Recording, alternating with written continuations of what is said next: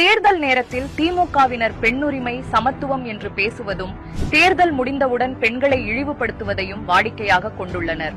அந்த வரிசையில் தற்போது திமுக துணை பொதுச் செயலாளரும் அமைச்சருமான பொன்முடி பெண்களையும் வைணவ சைவ சம்பிரதாயங்களையும் எவ்வளவு இழிவாக பேசி உள்ளார் என்பதை நீங்களே பாருங்கள்.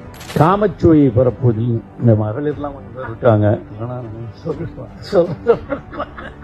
அதுல சொல்லுவோம், ஒருத்தன் தப்பா நினைச்சுக்காதீங்க, மகளிர் ஒரு விலை மாதவியின் வீட்டுக்கு ஒருத்தன் போறான். போகும்போது அங்க அந்த அம்மா கேக்குது, நீ பார்த்து நீங்க சைவமா வைணவமா அப்படின்னு கேக்குது. அவனுக்கு ஒன்னும் புரியல. அந்த அம்மா சொல்லிச்சான், என்னம்மா ஒன்னும் புரியலையே அப்படின்னு. ஒண்ணும் இல்ல, சைவம்னா இப்படி, வைணவம்னா இப்படி.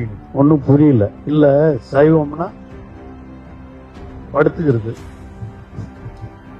வைணவம்னா நின்னுங்க இருக்கு. நின்னுங்கனா 5 படுத்தா 10, நின்னுங்கனா 5 படுத்தா 10.